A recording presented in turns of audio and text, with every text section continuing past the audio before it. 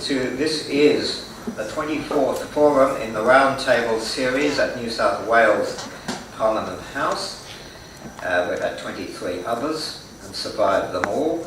The topic, as advertised tonight, is cyber warfare and cyber security. Very topical subject. Our speakers will be, in order, Professor Alan Dupont from the Lowy Institute, Mr. John M. Green, author of Cyber Thrillers, Mr. Thomas Barlow, research strategist, publisher and author.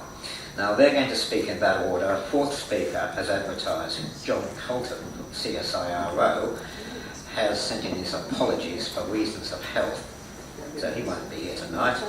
The Roundtable series of public forums on issues of importance has hosted, as I said, 23 previous meetings over the last 7 years.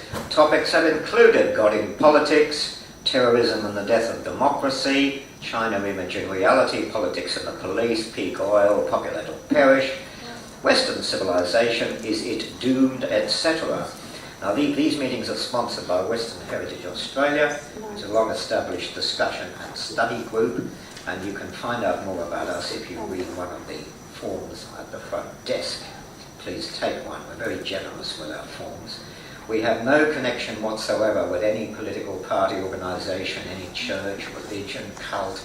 In fact, we have no connection with anyone whatsoever except ourselves, which is not a bad state of mind to be in. We exist purely to raise consciousness on public issues. That's why the forums are run. We're non-profit. All donations and funds are spent on organising more forums like this one. I'm sorry the weather was lousy, but that was just the way the cookie crumbles. If you wish to join us and be part of the machinery, then don't hesitate. Just take one of those forms on the front desk, fill it in and give it to the lady at the front desk. Okay, now, I don't have very much else to say. When our three speakers have completed their papers, we'll invite questions from the audience. That's you. And only one question per person. Please raise your hand. Come up to the microphone. You have to do that because if you don't, the APEC TV channel at the back, which is linked to Foxtel, and they're televising this event, you won't be on air if you don't come up here. You've got to come up here. Make the effort. It's worth it. And now, it's channel 648 Foxtel, and it's on air Saturday the 29th of June. I'll introduce our first speaker, which I have a small bio here, and that is Professor Alan Dupont. Political areas of expertise, political and strategic developments in East Asia, transnational security issues, intelligence, Australian national security and defence. Alan Dupont is Professor of International Security at the University of New South Wales and a non-resident senior fellow at the Lowy Institute of International Policy. He was previously the Foundation Michael Hintz Professor of International Security at the University of Sydney and CEO of US Studies Centre. Professor Dupont holds a PhD in International Relations from the Australian National University and is a graduate of the Royal Military College Daltroon and the US Foreign Service Institute. He has worked on Australian defence and Asian security issues for more than 30 years as a strategist, diplomat, policy analyst and scholar, and has published extensively academically and in the media. During his time in government, he has served in the Departments of Defence, Foreign Affairs, Trade, which included postings with the Australian Embassy in Seoul and Jakarta. He's also worked as a freelance journalist in South America.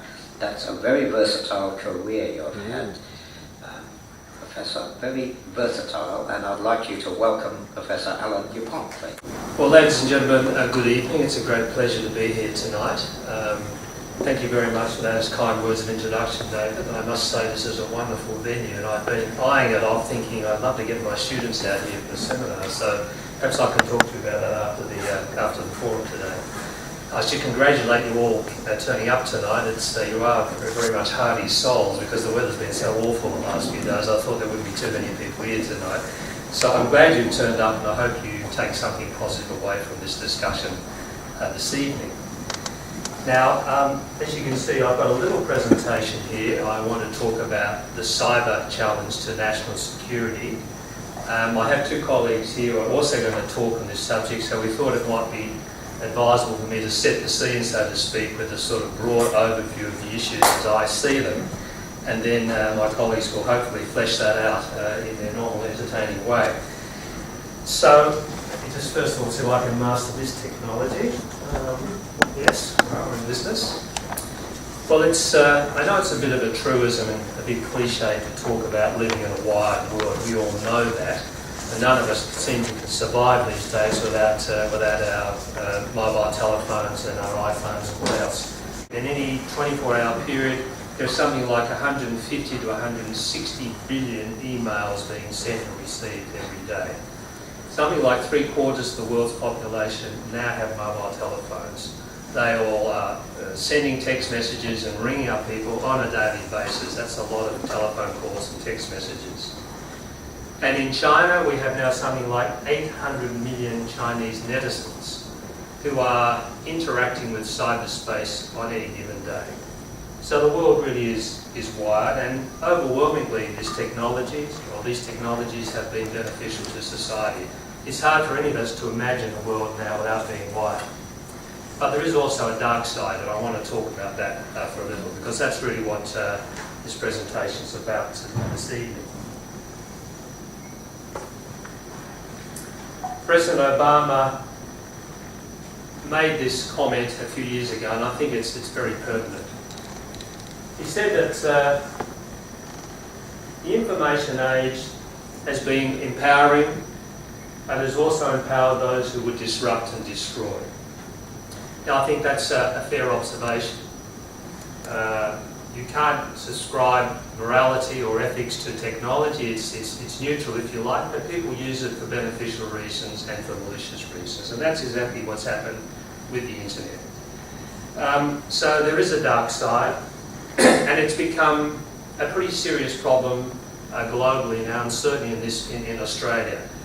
A couple of months ago, the Australian government released the first ever national security strategy that this country's ever seen, and right at the top of the pile was cyber security. It's now the #1 national security concern in Canberra and probably much of the Western world now. So it's come from nowhere to become the dominant security issue for the national security community, and I would argue more broadly than the national security community. Now, this is what Prime Minister Gillard had to say when she launched the National Security Strategy. The digital age is central to Australia's national security and economic prosperity. She talks about terrorism, organised crime and espionage. Malicious cyber activity is a growing and ever-changing national security threat. So I don't think there's any doubt now in the minds of people who work on this on a daily basis, this is the #1 problem, and it's a difficult one to come to grips with.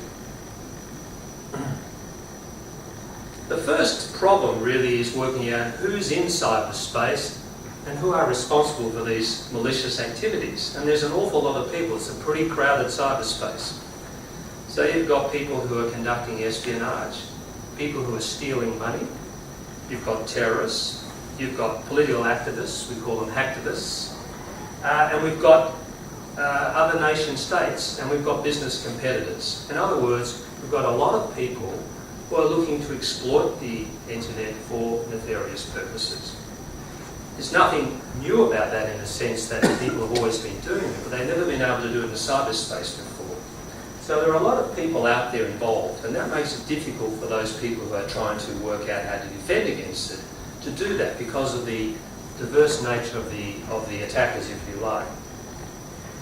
I made the point here that the boundaries between war, crime and espionage are becoming blurred.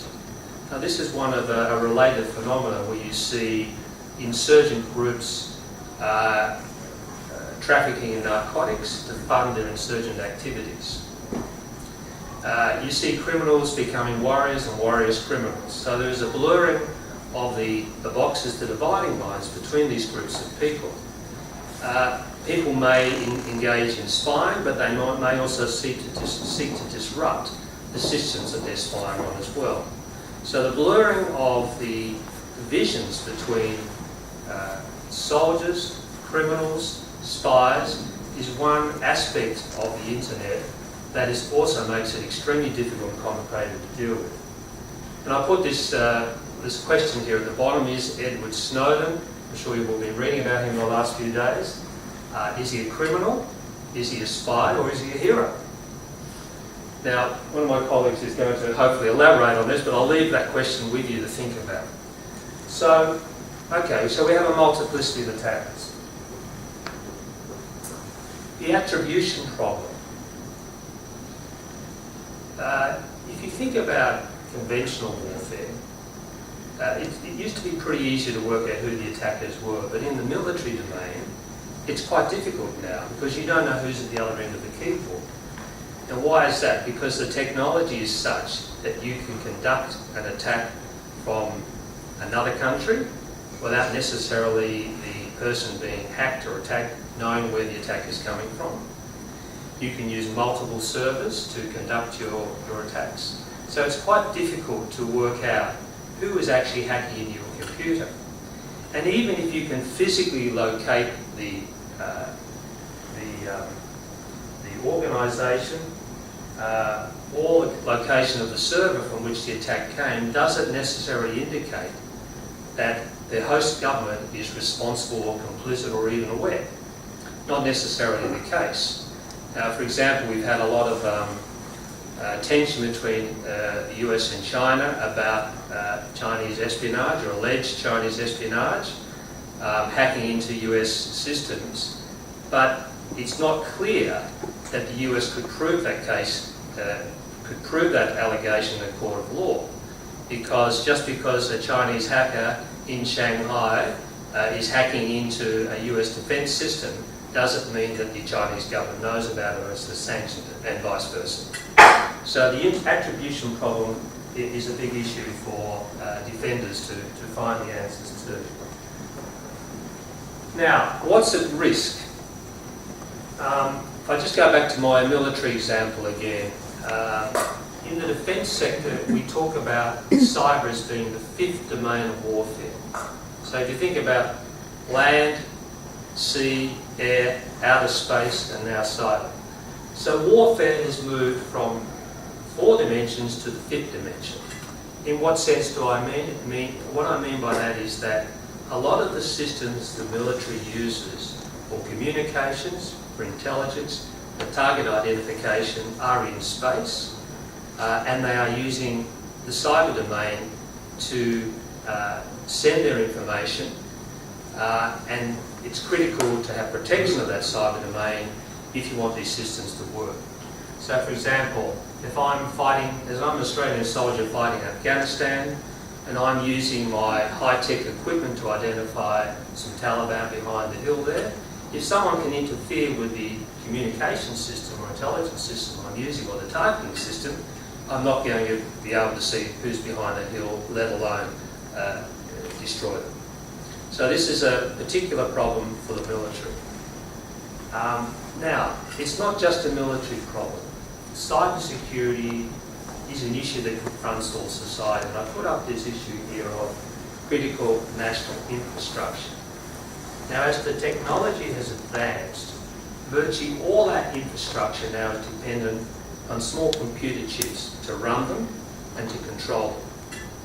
Now, whether it's transport, whether it's the banking system, virtually any aspect of modern society you can think about, at the heart of it will be a computer chip.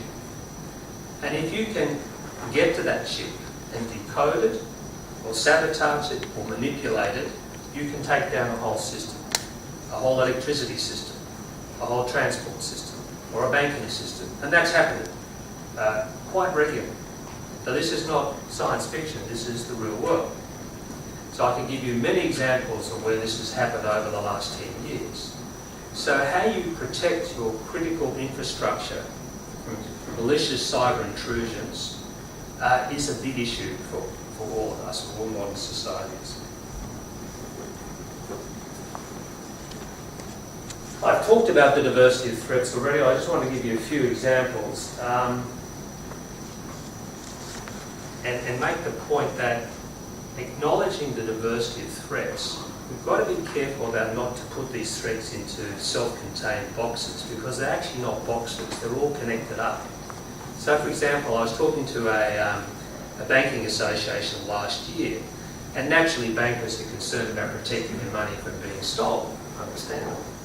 And that's where they put most of their effort. But what I said to them was, you have to understand that it's not only criminals who are going to attack banking systems, it's also going to be terrorists and politically motivated activists.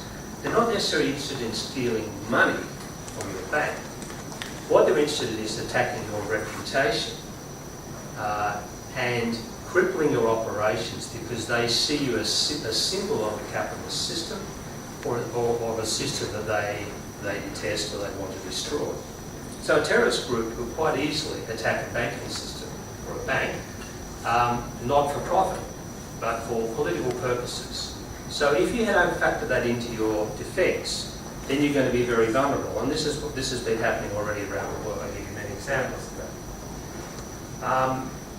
Non-state actors. It's not only states that are out there spying and seeking to attack systems of other states, there's also non-state actors, terrorist groups and criminal organisations. And sometimes the constraints on criminals and terrorists are far less than those of states.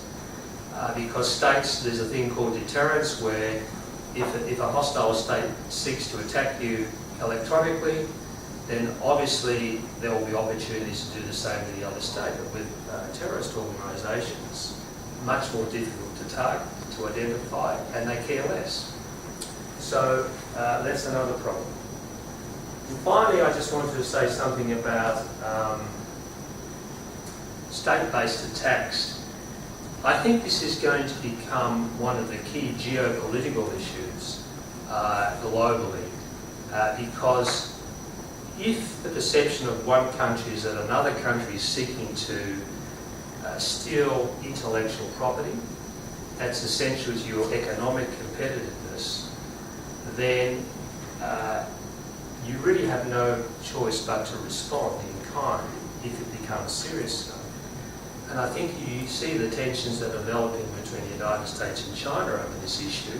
You can see the real prospect of that developing into a serious crisis if there is not some agreement about what are acceptable limits and protocols for managing cyber intrusions by other countries. So I think it's going to be a key geopolitical issue in the future as well. Okay, very quickly, how serious is it? Well, as you probably gathered, I think it is a serious problem, and it's getting worse, it's getting better. The loss of intellectual property